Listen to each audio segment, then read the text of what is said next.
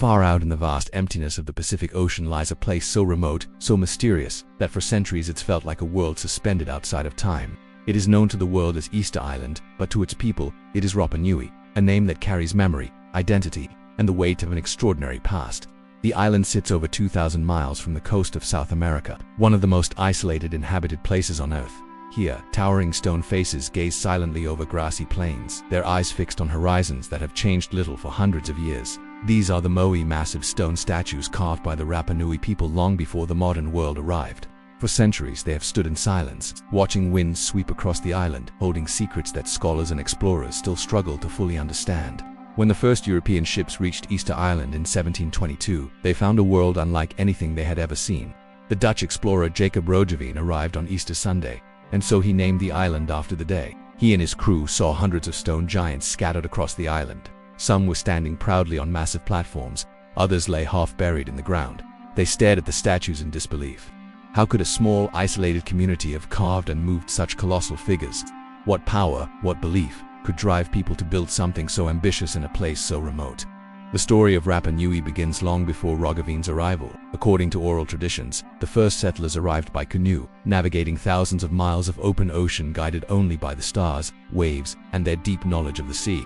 These early Polynesian voyagers came from the west, possibly from the Marquesas or Mangareva Islands, sometime between 800 and 1200 CE. When they landed on this small, treeless island, they brought with them their language, their culture, their gods, and their knowledge of survival. Rapa Nui was small but fertile, with volcanic soil that could support crops like sweet potatoes, bananas, and taro. The settlers adapted quickly, creating a society deeply tied to the land and to their ancestors.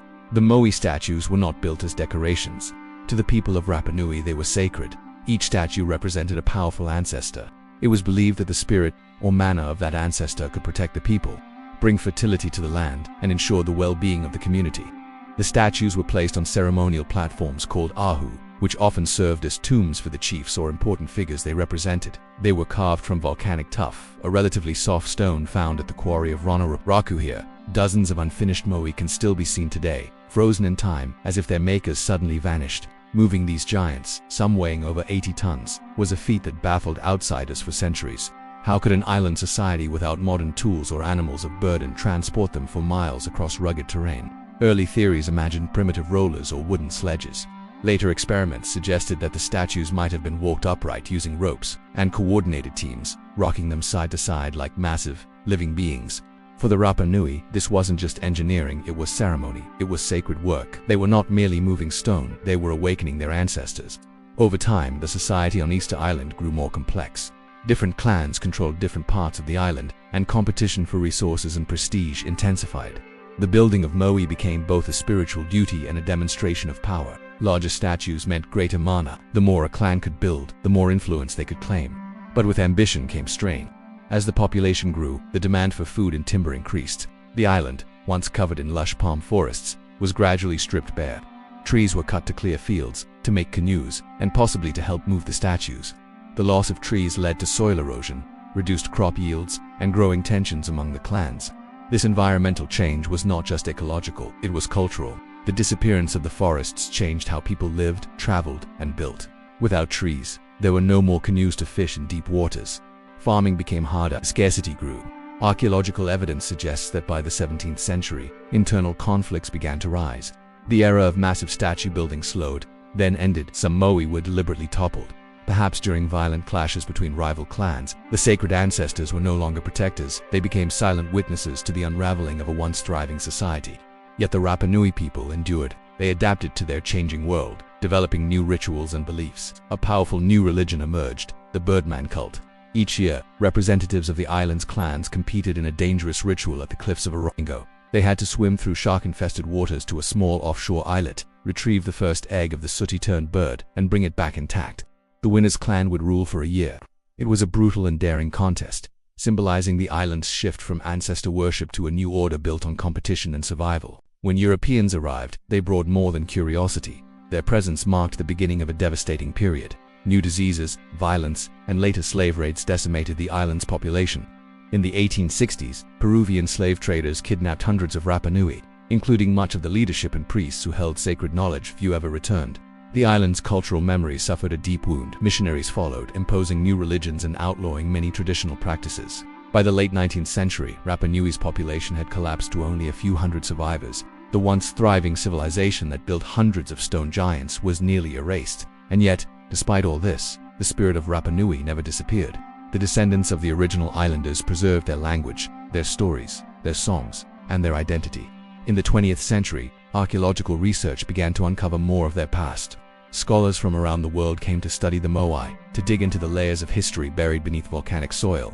They found evidence of sophisticated farming techniques, complex social organization, and deep spiritual beliefs. Far from being a cautionary tale of collapse, Easter Island revealed itself as a story of adaptation, resilience, and the enduring power of culture. Modern Rapa Nui is a place where the past and present coexist. The Moai still stand, not as forgotten relics, but as living symbols of identity. The islanders protect and restore their heritage, welcoming visitors who come from across the world to marvel at these statues and learn their story. Tourists see the faces of stone, but behind each one is a name, a lineage, a history that stretches back centuries. The winds that blow across Rapa Nui still carry the whispers of ancestors. The ocean that surrounds it still guards the secrets of their journey. Archaeologists now use advanced technology, drones, ground-penetrating radar, 3D scanning to reveal more about how the Moai were built and moved. Each new discovery deepens the mystery rather than resolving it completely. Beneath the ground, the statues have full bodies, not just heads. Many were carefully buried over time, their torsos hidden for centuries. Why this happened remains debated. Was it a ritual act of respect, a response to changing times, or something else entirely? The island continues to challenge assumptions and spark wonder. Some outsiders once painted Easter Island as a story of ecological collapse, a warning of human overreach, but that view has evolved.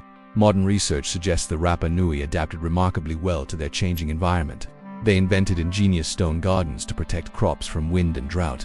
They maintained complex social systems even as resources dwindled. Their downfall came not solely from their own actions, but from devastating external forces: disease, slavery, and colonial exploitation. What survives today is proof of their strength. Easter Island's isolation is both its curse and its blessing. It kept the Rapa Nui culture unique, and it kept their story alive. When you stand before a Moai surrounded by windswept plains and endless ocean, you can feel it, a presence, a weight, a silence that speaks louder than words.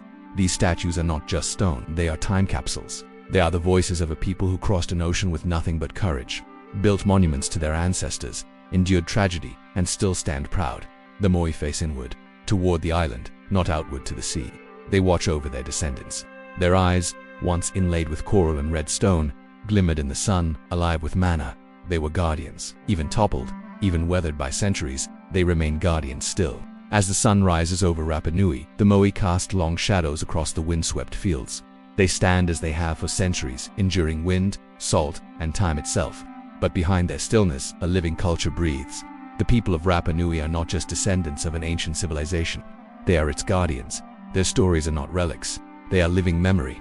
The Rapa Nui language, once nearly lost, now flows again in songs, conversations, and classrooms. Children learn the stories of Hatu Matua, the legendary first king who, according to tradition, led his people across the Pacific to this isolated volcanic island. Rapa Nui's history is not written on parchment, but spoken, sung, and danced.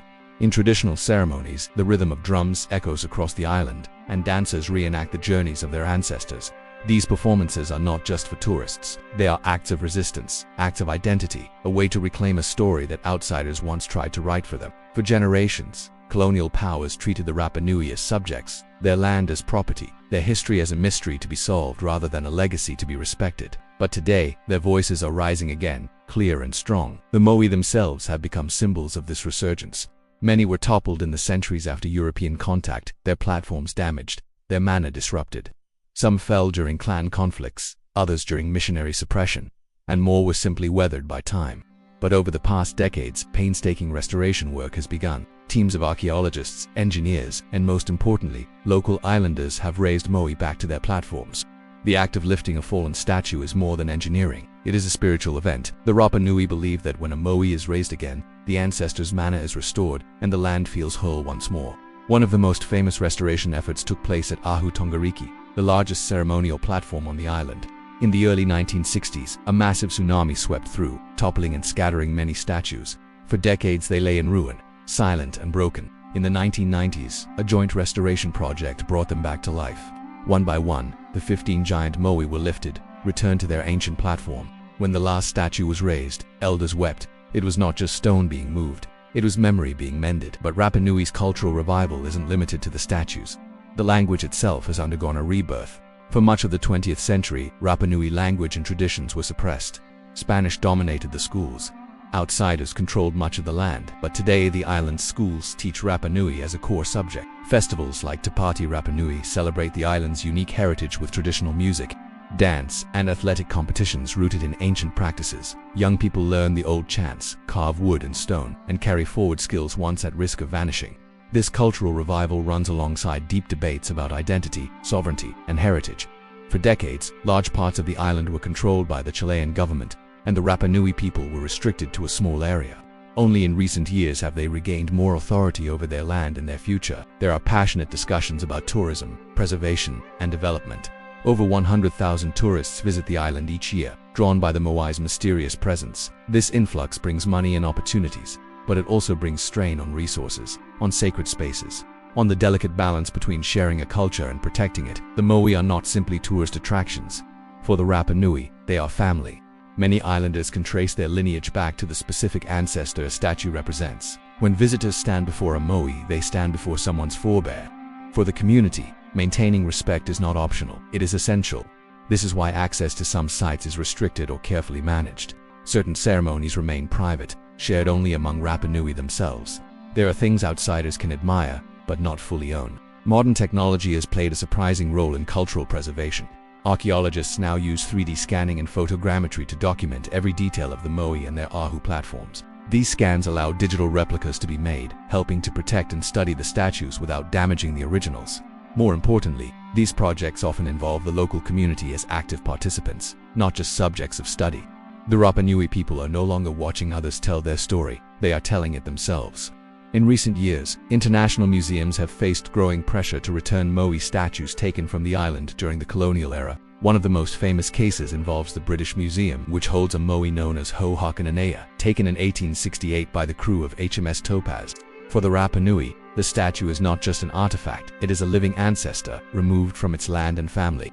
Representatives have traveled to London, performing ceremonies and speaking before world audiences, demanding its return. They are not just asking for stone, they are asking for the return of identity. This struggle reflects a larger movement happening around the world, indigenous communities reclaiming their cultural heritage from museums, archives, and collectors.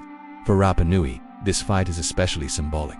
The moai are more than objects, their mana is tied to the land. A moai taken away loses part of its spirit, and the island loses part of itself. The conversations are complex, involving diplomacy, legal battles, and cultural understanding. But through it all, the Rapa Nui people have shown a quiet, steady determination. Even as these debates continue, daily life on the island is filled with moments of both ordinary living and cultural continuity. Fishermen still go out to sea, though with motorboats now instead of traditional canoes. Farmers grow crops in the volcanic soil, using methods passed down for generations. Children play near the Ahu, aware that they live among ancestors. Tour guides, many of them Rapa Nui themselves, explain to visitors not just the history of the moai but the living story of their people. Their voices are shaping how the world understands this place. The island's small population, only a few thousand people, has created a tight-knit community where everyone's story is interconnected. Many families can trace their lineage to ancient clans, their surnames tied to specific parts of the island.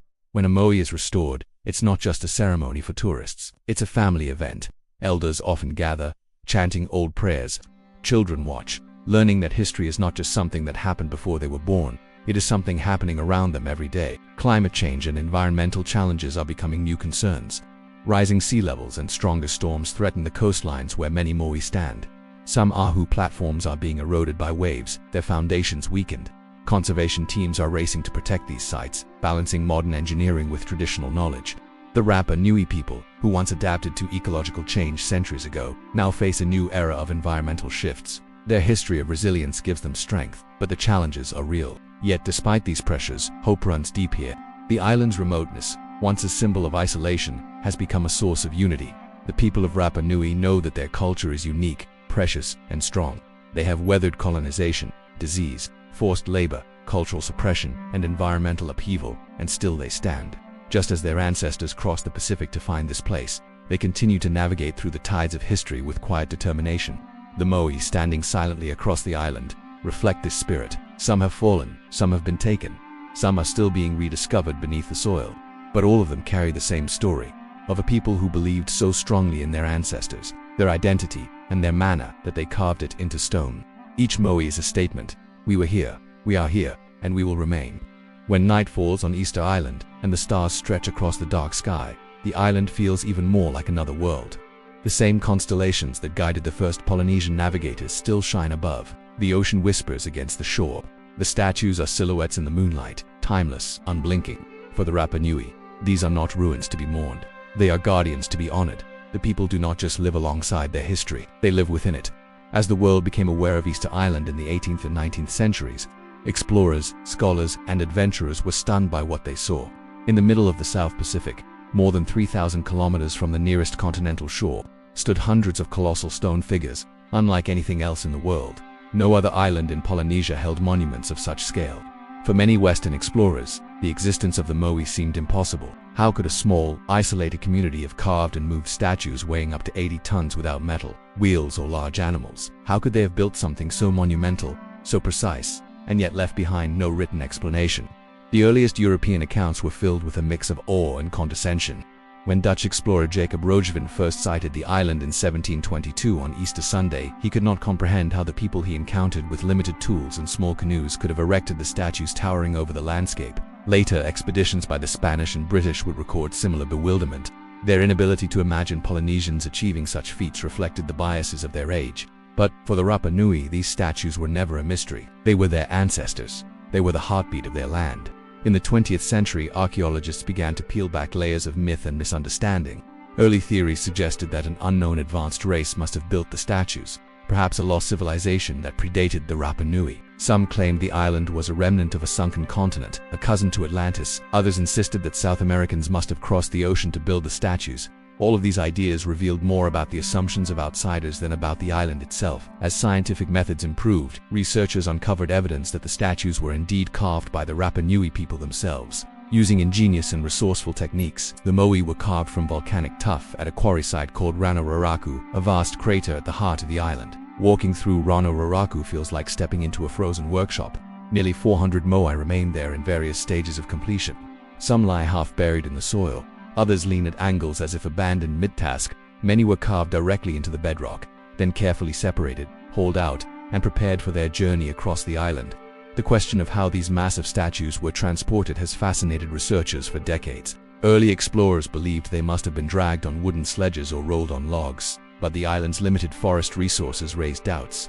In recent years, experiments inspired by oral traditions have demonstrated that the statues could have been walked to their locations. By rocking a statue side to side using ropes and teams of people, the Moai can slowly inch forward upright, much like moving a refrigerator.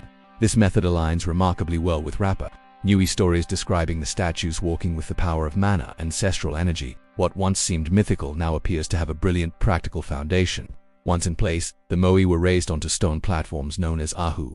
These platforms were sacred spaces, built with precise engineering. They were aligned with astronomical and landscape markers, connecting the ancestors to the land and sky. Many faced inland, watching over the communities, while their backs turned to the sea. Their eyes, once set with coral and obsidian, would have glimmered in the sunlight. For the Rapa Nui, these were not just statues. They were living presences, protecting and guiding their descendants. But behind this grandeur lies a more complex history. By the time Europeans arrived, many of the statues had already fallen, and the island's forests were largely gone.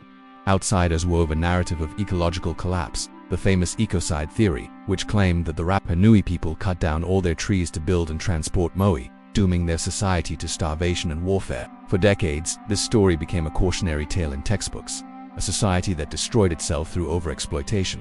But new research paints a different, far more nuanced picture. Studies show that the islanders managed their resources carefully for centuries.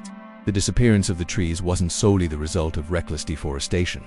Rats brought to the island by the first Polynesian settlers played a major role, eating seeds and preventing forest regrowth. Environmental shifts also contributed. Even as the landscape changed, the Rapa Nui adapted. They developed ingenious agricultural methods, like Manavai stone gardens that trapped moisture and protected crops from the wind. Archaeological evidence shows continuous habitation and food production long after the supposed collapse. The real devastation came later with European contact. In the 19th century, the island was devastated by slave raids, disease, and colonial exploitation.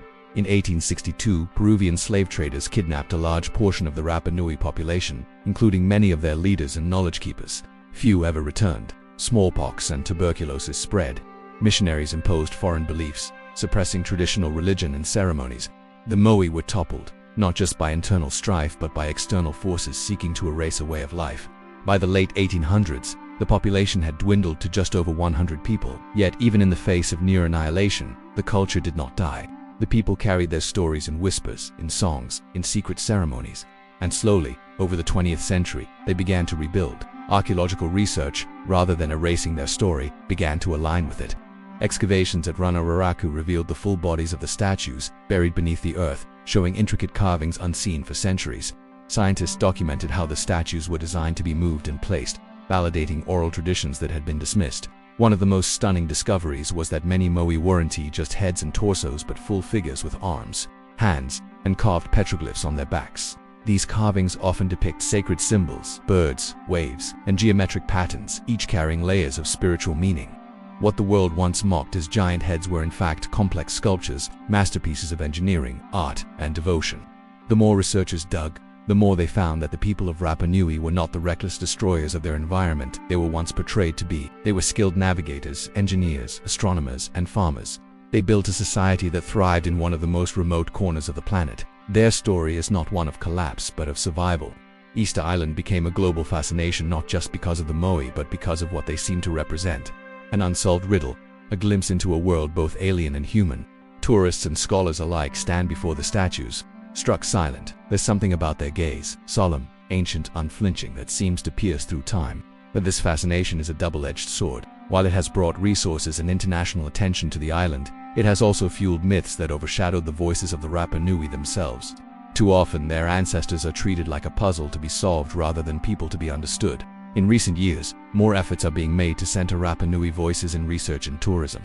Guides tell their own history, not just the outsider's version. Archaeological projects are increasingly led or co-led by the community. The island has also become a key site for understanding broader human questions. How do societies adapt to environmental change? How do they preserve identity across centuries of upheaval? How can cultural heritage be protected in a globalized world? Easter Island is more than a place of stone statues. It's a living case study in resilience, cultural power, and the interplay between myth and memory. Today, modern archaeologists and Rapa Nui researchers work side by side. Drones map the statues in high definition, revealing details invisible from the ground.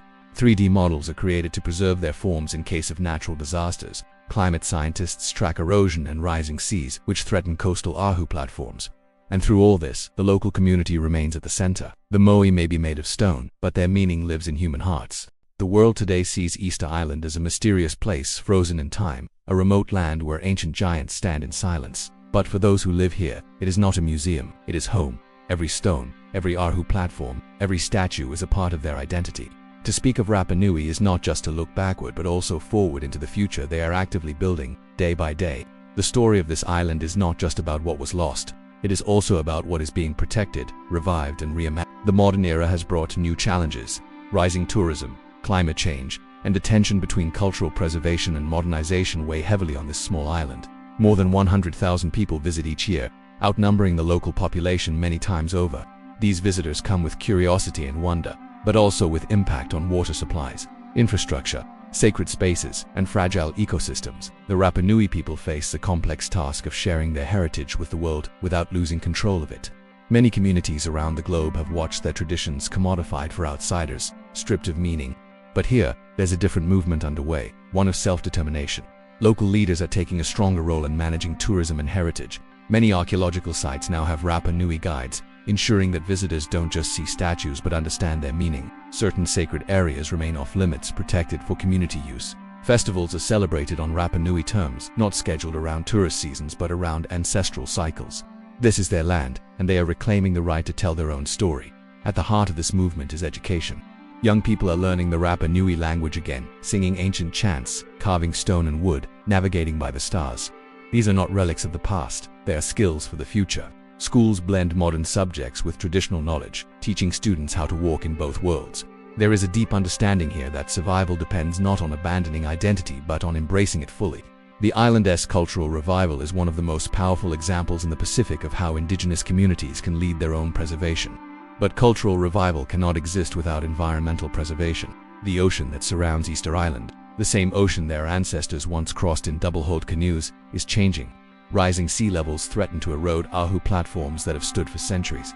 More powerful storms sweep across the Pacific, chipping away at the edges of the island. Some moai stand dangerously close to cliffs where waves crash with growing force.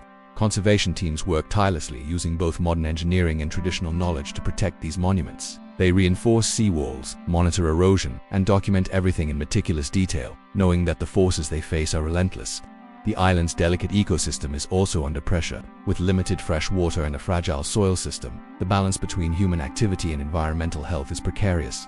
Sustainable tourism is not just a choice here, it's a necessity. The people of Rapa Nui are at the forefront of these efforts, creating systems that protect resources while still allowing their community to thrive economically.